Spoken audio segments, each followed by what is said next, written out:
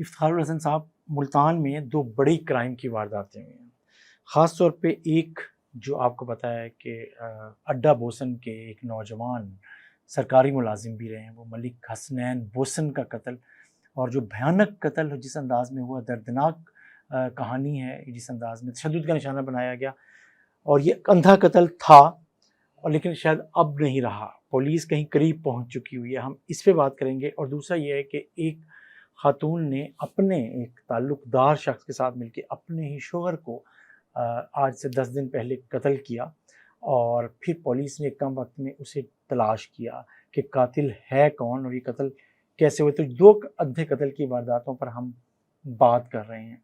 पहले हम आते हैं मलिक हसनैन बोसन के, जिसको कहा जा रहा था कि ये शायद साबिक फाकी वज़ीर सिकंदर हयात बोसन के करीबी अजीज़ हैं, लेकिन ऐसा नहीं है। वो बोसन फैमिली से ज़रूर हैं, लेकिन उनके इतने करीबी अजीज़ नहीं हैं जितना बताया गया। तो चीज़ें जो कहानी है, कत्ल में एक ट्विस्ट है, उसकी इन्वेस्टिगेशन में वो ट्विस्ट जो आया ना, कुछ इन्फॉर्मेशन आपके पास है, कुछ मेरे पास है। पहले आप अपनी इन्फॉर्मेशन शेयर करें। जमशेद साहब, पहले तो ये जो आपने बात की है ना, ये दो मुख्तलिफ थाने हैं। एक थाना अल्पा का केस है जहाँ मलिक हसनैन बोसन का कत्ल किया गया है। मलिक हसनैन बोसन का जो सिकंदर बोसन के साथ एक ताल्लुक या रिश्ता जोड़ा गया है, उसकी एक वजह यह है कि उनके भांजे जो है ना, उनका नाम भी मलिक हसनैन बोसन है। तो आम तौर पर लोगों में शहर में ये बात फैल गई कि शायद ये वो हसनैन बोसन है, लेकिन जिसका बोसन रोड पर एक, लेकिन वो जो है ना मलिक हसनैन बोसन है, वो मलिक हसनैन बोसन और हैं जो सिकंदर हयात बोसन नौजवान की बात की। ये बोसन कौम जरूर है, लेकिन ये सिकंदर हयात बोसन के रिश्तेदार नहीं है। हालांकि जो मेन स्ट्रीम मीडिया है या जो भी चीजें शहर में उसमें यही चल रहा है कि सिकंदर हयात बोसन के अजीज है, ऐसा नहीं था।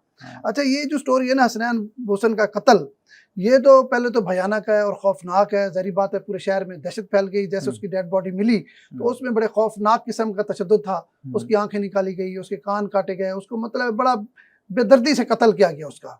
ये बड़ा खौफनाक था और शहर में दहशत थी कि इस तरह कत्ल मुल्तान में तो पहले कभी नहीं हुआ।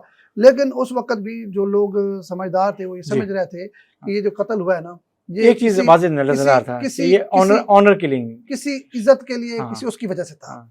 अच्छा, उसमें ये था, पहले शक किया जा रहा था कि शायद ये किसी खवातीन के हवाले से, जैसे इश्क मुआशका या किसी इस तरह का इज्जत का मसला है। लेकिन ये मसला बिल्कुल मुख्तलिफ निकला।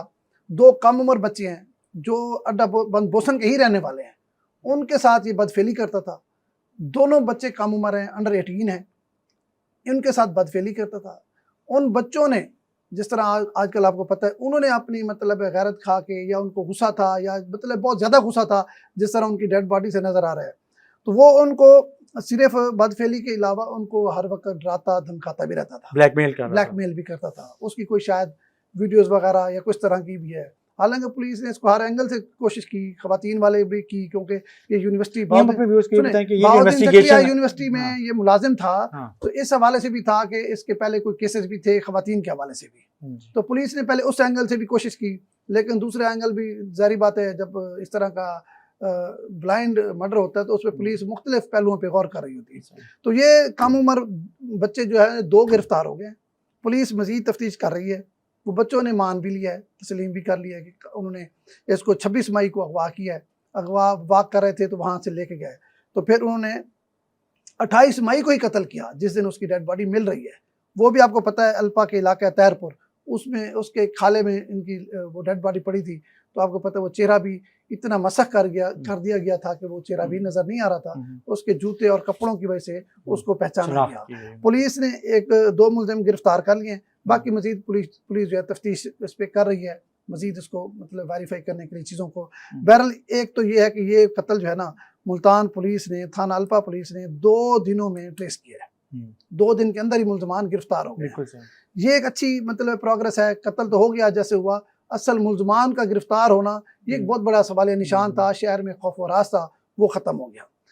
दूसरा केस है थाना सीतलमाड़ी का, उधर चलते हैं। वो भी बिल्कुल इसी तरह ही है। वो भी बड़ा खौफनाक और अजीब सी ट्विस्ट है उसमें। वो जमशेद साहब जो मियाँ बीवी थे ना, वो दोनों क्रिमिनल थे। क्रिमिनल कैसे थे? मियाँ बीवी, वो जो उसकी बीवी है वो किसी अस्पताल में नर्स वगैरह है, या कुछ तरह की ना, स्टाफ नहीं होता ये जो सफाई शफाई करने वाला, उस तरह की थी। वो मियाँ बीवी मिल के कुछ इस तरह की वारदातें वगैरह करते थे, पहले भी करते थे।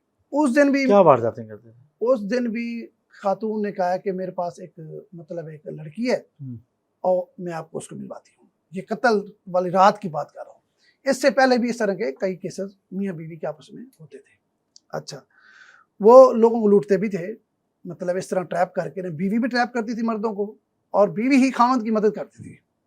मतलब दोनों इस तरह का था, लोगों ट्रैप करके, मतलब जिस्मानी तल्लुकात इस्तवार करके इस तरह वो ट्रैप करते थे। जिस रात कत्ल हो रहा है ये 21 मई का वाक़या है। 21 मई को बीवी ने कहा कि आज मेरे पास एक मतलब खातून है बड़ी खूबसूरत, तुम आओ, तुम्हें मैंने वो मिलवानी है। लेकिन उसने अपने हमसाया जिसका नाम यामीन है उसको उससे प्लान किया हुआ था कि जब ये वहाँ पहुँचेगा, अंधेरा होगा, तो वहाँ पे आपने और मैंने इसको मिल के कत्ल करना है। उसने कोई छुरी ली हुई थी, चाकू जिस तरह होता है उसको कत्ल करने के लिए। तो उसने छुरियाँ मार के उसको, जब वो पहुँचा है, अरशद उसका खामन था, कहाँ पहुँचा? जो इस जगह मखसूस की हुई थी कि जहाँ उसने अपने खामद को किसी लड़की से मिलवाना था। अच्छा। उसको घर से बुलवाया था कि मैं आपको किसी लड़की से मिलवाती हूँ। तो जब वो पहुंचे हैं, खामद साहब मदीना कॉलोनी के रहशी हैं, अरशद साहब जो मकतूल है, कातिल भी उधर का ही है, उसका हमसाया, उसका नाम यामीन है। बीवी और वो जो आशिना थे वो वहाँ मौजूद थे, उन्होंने हमला कर दिया। हमला करते हुए जमशेद साहब जिस तरह उसने तेजी से छुरियाँ मारी ना, उसको खुद को भी एक छुरी लग गई, कातिल को। सही, ठीक है। पुलिस ने बुनियादी तौर पर, जैसे पुलिस को इतला मिलती है, पुलिस ने इसको वेरीफाई शुरू किया, अब क्या वजह है, क्या है। उनको फौरी तौर पर ना अरशद की बीवी का मोबाइल फ़ोन मतलब मिल गया। मोबाइल फ़ोन में जो सबसे पहले नंबर थे वो यामीन के थे। उन्होंने फिर यामीन के जो नंबर थे उसको देखा कि किस किस को कॉल हो रही है। फिर उन्होंने यामीन को जब गिरफ्तार किया तो यामीन के ना बाजू के ऊपर छुरी के निशान थे। तो वहाँ से पुलिस को ये ट्रेस हुआ, फिर वो मान गया कि ऐसे ऐसे इसकी बीवी ने मिल के और मैंने मिल के इसका कत्ल किया है। ये दोनों वारदातें बड़े महदूद टाइम में मुल्तान पुलिस ने ट्रेस की हैं। सारी बात, दोनों ब्लाइंड मर्डर थे, उसका भी कोई पता नहीं था कौन कत्ल करने वाला है, और हसनैन बोसन का भी कोई नहीं था। ये कत्ल की वारदातें जो है ना, दोनों मुल्तान पुलिस ने।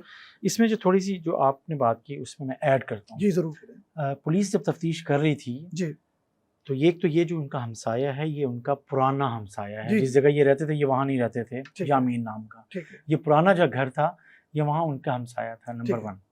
दूसरा ये है कि पुलिस तफ्तीश के दौरान ये बात सामने आई, वो घर की तलाशी उन्होंने ली बड़ी तफसीली। जी, उससे मोबाइल घर की तलाशी के दौरान एक किसी संदूक से एक पुराना मोबाइल मिला। उस पुराने मोबाइल में एक सिम थी।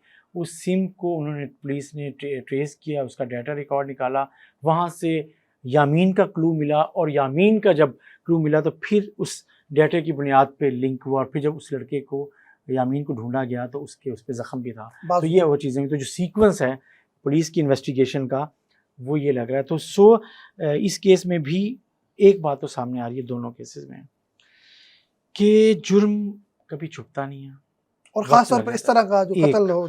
और दूसरा ये है कि आप अगर खुद जराइम में मुलविस हैं तो आपको कुछ ना कुछ उसका हिसाब दुनिया में भी देना पड़ता है।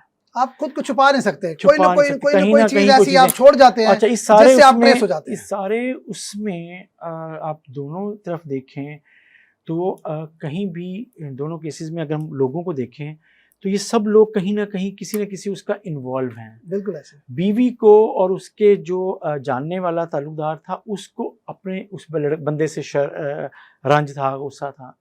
उन दो बच्चों को लड़कपन के जो हिस्से हैं उनको उनके साथ मसला था, और वो एक्सप्लॉइट हो रहे थे, ब्लैकमेल हो रहे थे, ये चीजें हो रहे थे। तो सो उन्होंने उसको उसमें जो उसको ब्लैकमेल करता वो गलत इस्तेमाल कर रहा था, उस पर उन्होंने उसको गुस्से में उसको वो किया। तो इस अंदाज में अगर हम देखें बड़ी सॉलिड रीजन थी दोनों कत्लों की। दोनों अगर कत्ल हुए हैं तो इसमें वो कहते हैं ना कि 22 से कत्ल भी कोई ना कोई रीजन थी ना, मतलब नजर आ पुलिस को मिला। दोनों लड़के जो थे, दोनों लड़के अंडर 18 है, मासूम बच्चे हैं, मतलब 17 साल भी उम्र नहीं है, 16-17 साल, कोई 15 का। बिल्कुल ऐसे ही है। ठीक है, तो उनको सारी बात है। अब आपको पता है सोशल मीडिया ने बच्चों को भी बड़ा ना वो किया हुआ है, आपको पता है, बड़ा शऊर दिया हुआ है इस हवाले से। तो वो बार बार उनको जो ब्लैकमेल कर रहा था, उनके पास और कोई चारा था नहीं, उनके पास यही चारा था कि इसको ख़त्म किया जाए।